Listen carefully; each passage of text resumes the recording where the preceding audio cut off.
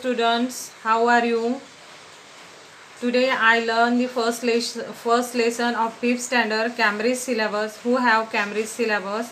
And the first lesson name is Changes in a Family. And I will tell the first my intro.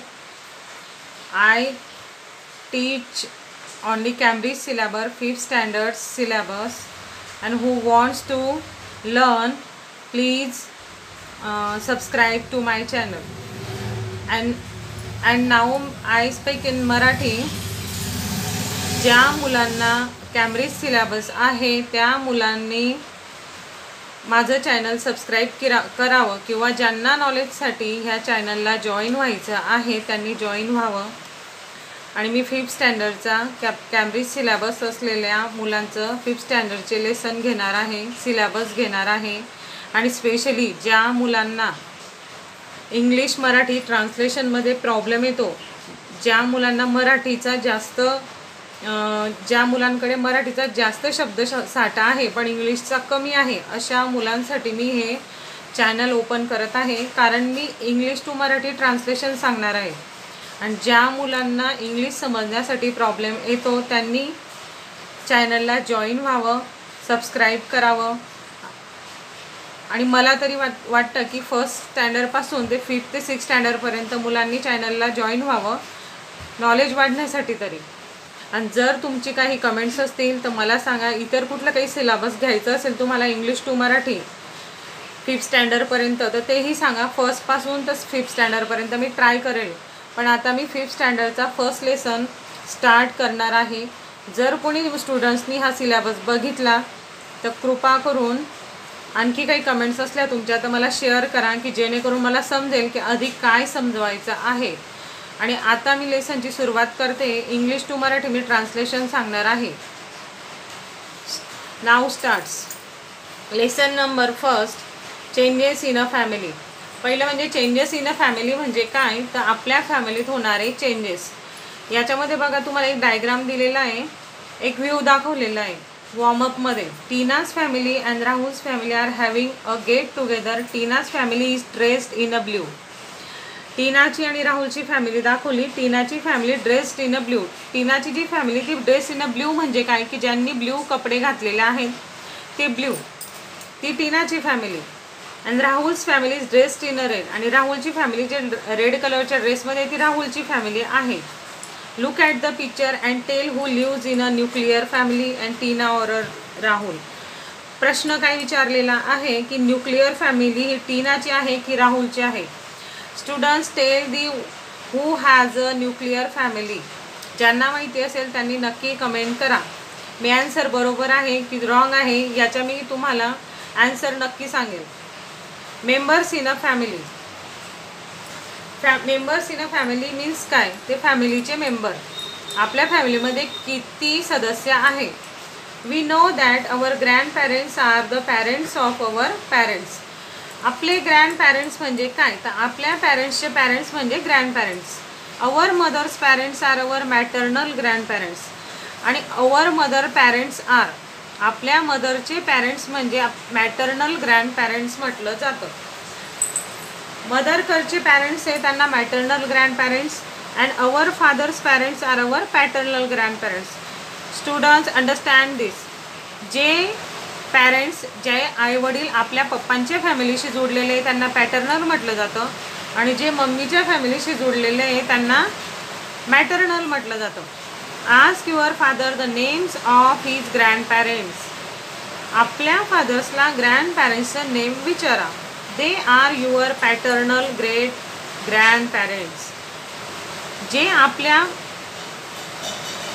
फादरच्या फॅमिलीशी related आहे ते paternal great grandparents आहे. म्हणजे आजी आजोबा जे जोडले ते पप्पांच्या फॅमिलीकडून जोडलेले. Your mother's grandparents are your maternal great grandparents. आणि जे मम्मीशी जोडलेले पॅरेंट्स आहेत ते मॅटर्नल ग्रेट ग्रँड पॅरेंट्स आहे. A family tree is a diagram that shows the relationship between the different members of a family. Family ट्रीचा diagram show करतो की त्यांचा डिफरन्स काय आहे फॅमिली मेंबरचा. You can know the names of your family members. From your family tree. आपल्या family मेंबरचा family tree कसा काढायचा मी तुम्हाला एक शॉर्ट नोट या नोटबुकवर बनवून दाखवते.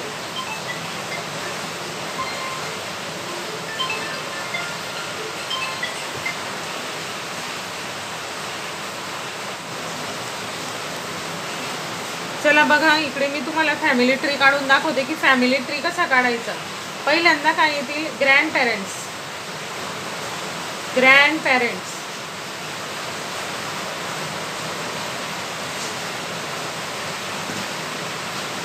फॅमिली ट्रीमध्ये पहिले काय काढायचे, grand parents.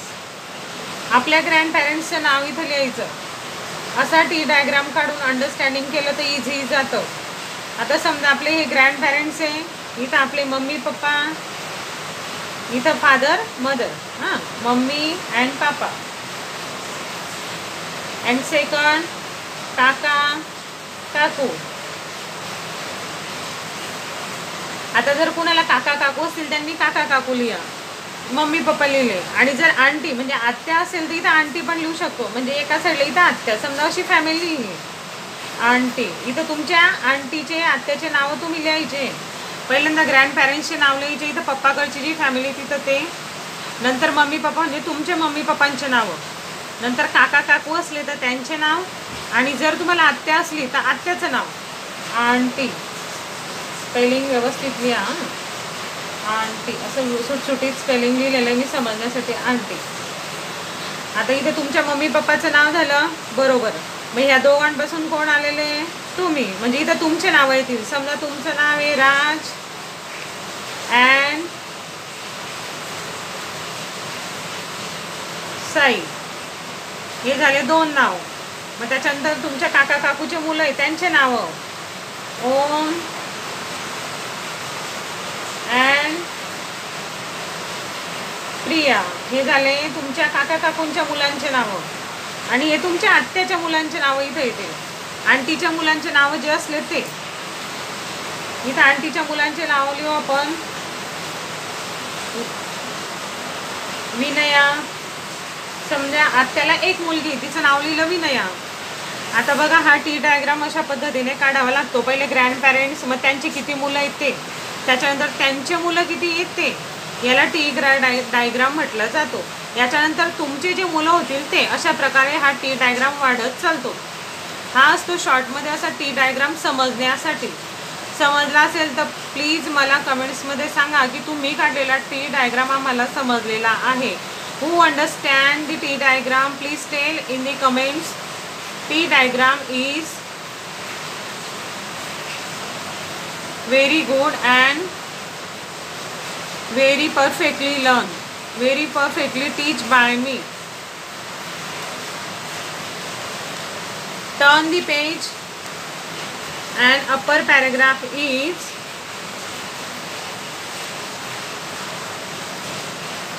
look at the given picture below. It shows what a large family looks like. Marathi translation सांगते तुम्हाला. खाली दिलेलं पिक्चर बघायचं आहे आणि ती फॅमिली, लार्ज फॅमिली कशी दिसते हे बघायचं आहे तुम्हाला. It shows what a large family looks like. हे पिक्चर काय दाखवतोय की मोठी फॅमिली कशी दिसते ते आपल्याला दाखवतोय. The youngest member of the family is Akash. आता यंगेस्ट मेंबर कुठला याच्यातला मला सांग बरं. आकाश. फिंगर ठेव. याच्यातला यंगेस्ट मेंबर आहे म्हणजे सगळ्यात लहान मेंबर आहे Akash. He is in his grand mother's lap means आपण म्हणतो ना जसं आजीच्या कुशीत, आजीच्या मांडीवर, त्याला. आणि सगळ्यात जो यंगेस्ट मेंबर आहे आकाश, तो ग्रँडमदरच्या जवळ आहे. Akash grandfather is seated next to his grandmother. Akash father is seated next to his grandmother. Akash parents are standing behind his grandfather. हां, या आकाशचे जे पॅरेंट्स आहे हे इकडनं आहे आणि आकाशचे ग्रँडफादर हे इकडनं बसलेले. The girl standing next to his grandfather in his sister. आणि ग्रँडफादरच्या जवळ जी मुलगी आहे ती त्याची सिस्टर आहे, बहीण आहे. He is uncle and cousin are also seen in the picture. Uncle aunty cousin also, म्हणजे अंकल आंटी आणि कझिन. कझिन मीन काका काकूंचे मुलं, आत्याचे मुलं, त्यांना कझिन म्हटलं जातं. They all love to spend time with each other. आणि ते सगळा कसा टाईम घालताय, they all love to spend time with each other, म्हणजे त्यांना एकमेकांसोबत टाईम स्पेंड करायला आवडतो आहे. अशा प्रकाराने ही लार्ज फॅमिली दाखवलेली आहे, ज्यांच्या फॅमिलीमध्ये ग्रँडपेरेंट्स, मम्मी पप्पा, काका काकू, त्यांचे मुलं असतील, ती म्हटली जाते लार्ज फॅमिली. तुमची फॅमिली कशी आहे मला कमेंट्समध्ये नक्की सांगा. आता खाली दिलेलं आहे family structure. Isha lives with her parents in Mumbai. Isha नावाची एक मुलगी आहे, ती तिच्या पॅरेंट्ससोबत मुंबईला असते. Last Diwali her parents took her to her paternal grandparents house in Lucknow. आणि लास्ट दिवाळी म्हणजे मागच्या दिवाळीला तिचे पॅरेंट्स त्या मुलीला कुठे घेऊन गेलेले, लखनौला घेऊन गेलेले. पॅटर्नल ग्रँडपेरेंट्स कुठे घेऊन गेलेले, पॅटर्नल ग्रँडपेरेंट्सकडे, म्हणजे पप्पांच्या ग्रँडपेरेंट्सकडे. आणि ते कुठं असतात, लखनौमध्ये. Her uncle aunt and cousin who lives in Sydney. Uncle aunty कुठे राहत आहे तिचे, ईशाचे, Sydney, Australia. Had also come over to Lucknow to celebrate Diwali. आणि ते सुद्धा लखनौला येतात दिवाळी सेलिब्रेट करायला. मी इंग्लिश टू मराठी ट्रान्सलेशन याच्यासाठी सांगते आहे की जे मुलांना इंग्लिशचं मराठी ट्रान्सलेशन करायला प्रॉब्लेम येतो, मी त्यांच्यासाठी मेनली हे चॅनल ओपन केलेलं आहे. इंग्लिश टू इंग्लिश ट्रान्सलेशन मी सांगत नाही आहे, कारण की मला मुलांना समजण्यासाठी मी इंग्लिश टू मराठी ट्रान्सलेशन करत आहे. त्याच्यासाठी मी जरी कॅम्ब्रिज सिलेबस असलं तरी मुलांना मराठी भाषेत समजवण्याचा प्रयत्न करत आहे. पुन्हा मी हे कमेंट देते, कारण की कोणाला वाटेल की इंग्लिशचं शिकवताय तर इंग्लिश टू इंग्लिश ट्रान्सलेट करा. पण माझा मेन व्ह्यू आहे की मुलांना लेसन पूर्ण समजला पाहिजे. म्हणून ज्या मुलांना इंग्लिश समजण्याचा प्रॉब्लेम आहे त्यांनी हे चॅनल सबस्क्राईब करावं, त्यांनी हे चॅनल बघावं. आणि नॉलेज वाढवायचं असेल तर असं नाही की 5th स्टँडर्डच्याच मुलांनी हे बघा, फर्स्ट स्टँडर्डपासून तर 5th स्टँडर्डचे मुलं हे बघू शकतात की कशा पद्धतीने family, nuclear family, large family कशा पद्धतीने दिलेली, त्यांचं नॉलेज वाढेल. चला आपण पुन्हा इकडे टर्न घेऊ.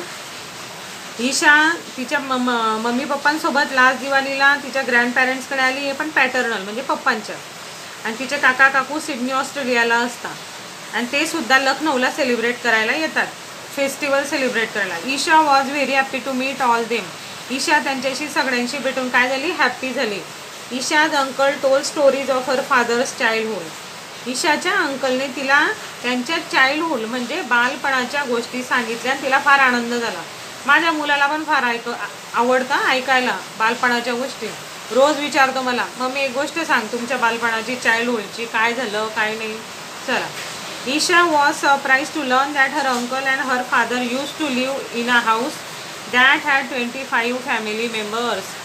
ईशाला फार आश्चर्य वाटलं काय की तिच्या फॅमिली मेंबरमध्ये आधी किती मेंबर्स होते, 25. Her father said that living in a such a big family was great fun. आणि तिचे पप्पा म्हणतात की अशा फॅमिलीमध्ये राहणं म्हणजे एक ग्रेट फन आहे, एक एन्जॉय, लार्ज फॅमिली असली म्हणजे. Next page turn. Big families that live together are called joint families. Big families, आता ज्या बिग फॅमिली आहे, ज्या एकत्र राहतात त्याला जॉईंट फॅमिली म्हटलं जातं. ज्या मुलांच्या फॅमिलीमध्ये ग्रँडपेरेंट्स, अंकल, आंटी आहे त्यांनी प्लीज लाईक करा, कमेंट करा. आणि पुन्हा कोणाच्या फॅमिली जॉईंट फॅमिली आहे ते नक्की सांगा. When some members of a big family move to another place the family living together become smaller. बघा, when some members of a big family move to another place. आता फॅमिलीचे काही member काय करतात, मूव करतात. म्हणजे काही कारणास्तव आपल्या घरातले मेंबर कोणी नोकरीसाठी जातं, कोणी इतर कामांसाठी जातं, कोणाला काही कामात येतं, कोणाला काही शोधण्यासाठी जावं लागतं, कोणाला काही बिझनेस वाढवायचा असतो, म्हणजे ते फॅमिलीतून जरा लांब जातात. In a joint family resources need to be shared among more number of people as compare to nuclear family. Joint फॅमिलीमध्ये जी नीड असतात, जी गरज असते ती जास्त प्रोव्हाइड करावी लागते न्यूक्लिअर फॅमिलीपेक्षा. जॉईंट म्हणजे मोठी फॅमिली, लार्ज फॅमिली, आणि न्यूक्लिअर म्हणजे small family.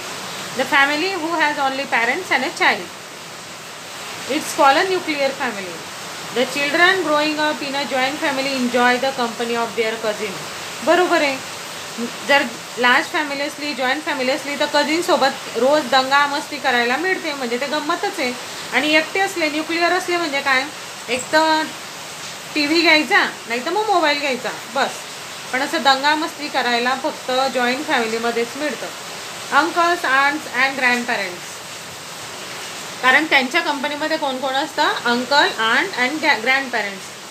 A nuclear family usually has only parents and their children. बरोबर, मी तुम्हाला आधी सांगितलं की न्यूक्लिअर फॅमिलीमध्ये कोण कोण असतं, ओनली पॅरेंट्स अँड चिल्ड्रन.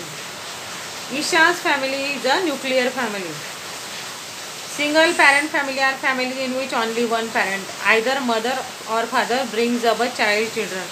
आणि बघा, सिंगल पॅरेंट फॅमिली म्हणजे ज्या फॅमिलीमध्ये एकतर फक्त मम्मी असते किंवा पप्पा असतात. एखाद्या वेळेस काही कारणास्तव पप्पांचं डेथ होते, तर फक्त मम्मी त्या मुलांना सर्वाईव्ह करत राहते, मम्मी त्या मुलांची काळजी घेत राहते, त्याला सिंगल पॅरेंट फॅमिली म्हटलं जातं. किंवा एखाद्या फॅमिलीमध्ये मम्मीला प्रॉब्लेम असतो, मम्मी नसते, काही कारणास्तव ते दूर झालेले असतात, तर मग पप्पा सांभाळतात, त्याला सिंगल पॅरेंट फॅमिली असं म्हटलं जातं. इथपर्यंत शिकवलेला लेसन तुम्हाला किती अंडरस्टँड झाला मला नक्की सांगाल. पुढचे quick connect, fill in the blanks. Our mother's parent are our maternal grand parents. आधी लेसनमध्ये जे सांगितलं आहे त्याचा हा थोडा रिव्ह्यू आहे. मदरचे related maternal parents. Single parent family are a families in which children live with only one parent. आताच शिकवलं मी इथे. Our father's grandparents are our paternal great grandparents. A dash family tree is a diagram that shows the relationship between different members of a life. बरोबर, मी तुम्हाला T डायग्रामचा एक काढून दाखवला आणि फॅमिली मेंबर्स कसे एकमेकाशी रिलेटेड असतात ते पण सांगितलं. Dash nuclear family usually has only parents and their children. Nuclear family फक्त चिल्ड्रन आणि पॅरेंट्स असतात, ते फक्त न्यूक्लिअर फॅमिलीमध्ये असतात.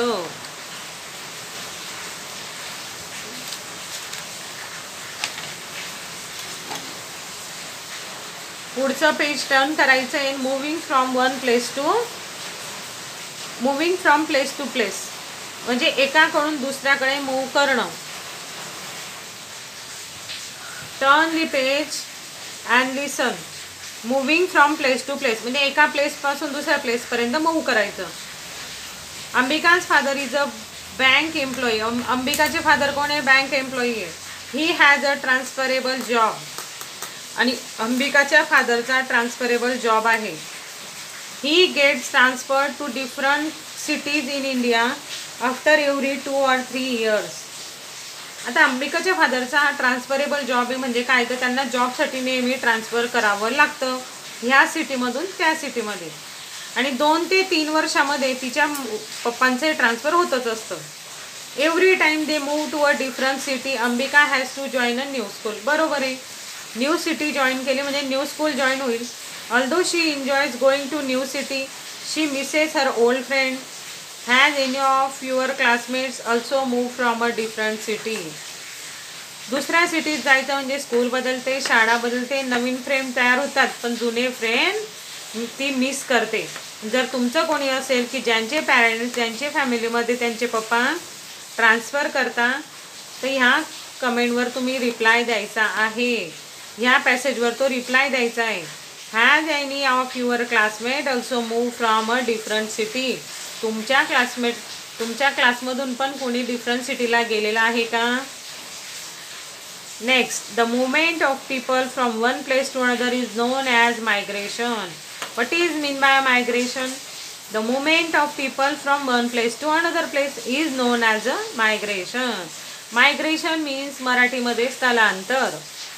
एका जागेवरून दुसऱ्या जागेवर हालचाल करणे याला स्थलांतर म्हटलं जातं, म्हणजे migration. There are many reasons for migration. People migrate to other cities, states और इवन कंट्रीज और जॉब्स फॉर द स्टडी और making new home after marriage. आता किती कारणांसाठी मायग्रेशन होतं. लग्नानिमित्त, लग्न झालं दुसऱ्या सिटीत गेले. जॉब निमित्त, पुढच्या स्टडीसाठी. आता तुम्ही इथं एवढे शिकलेला आहात तर पुढच्या शिक्षणासाठी कुठं जायचं. आता तुम्ही जळगावमध्ये आहात तर तुम्हाला नंतर पुढे कुठं जायचं आहे. अशा प्रकारे काय होतं, एका ठिकाणाहून दुसऱ्या ठिकाणी मायग्रेशन होत राहतं. Migrant workers are people who migrate within their home country or outside it in a pursue work. People who move out of their native country to live in another country are called immigrants. आता असे लोक जे त्यांच्या native कंट्रीमध्ये movement करतात म्हणजे move करतात त्याला म्हणतं immigrants. People who move into a country to live there are called immigrants. आता असे पीपल जे नेटिव्ह कंट्रीमध्ये ट्रान्सफर करतात त्याला म्हणतात इमिग्रंट्स. आणि त्याच्यानंतर असे पीपल जे कंट्रीच्या कंट्रीमध्ये मुवमेंट करताय त्याला म्हणतात इमिग्रंट्स. आणि हे वरचं आहे एमिग्रंट्स. पुढचा passage. The situation in which people are force to leave the place where they have been living is called displacement. तर आता डिस्प्लेसमेंट म्हणजे काय, तर असे पीपल जे सिच्युएशनमुळे, परिस्थितीमुळे फोर्स करून त्यांना ती जागा सोडावी लागते त्याला डिस्प्लेसमेंट म्हटलं जातं. इच्छा नसताना जे जागा सोडताय त्याला काय म्हटलं जातं, डिस्प्लेसमेंट.